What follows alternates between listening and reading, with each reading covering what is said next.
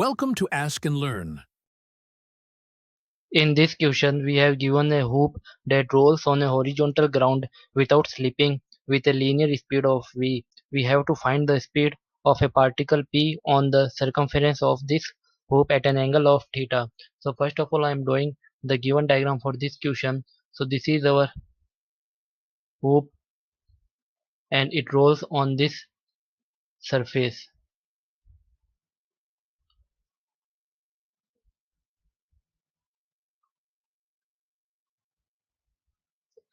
And there is a point p.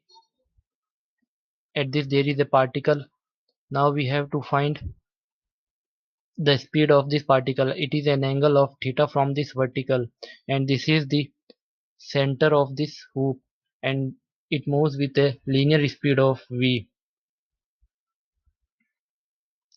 Now this can be assumed as a pure rotation about point of contact, that is point O. This is our point of contact. So we can say that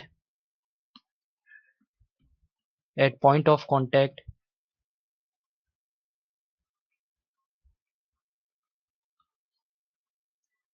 due to pure rotation, this speed v is equals to r omega. At this point there are two types of velocity. One is this linear velocity due to this, that is in forward direction v, and one is due to the rotation of this hoop in this direction. There is a velocity that is r omega. So at point of contact there is no slipping.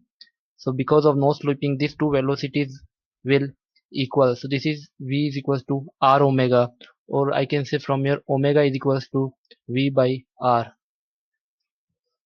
Now speed of p will be, that is given by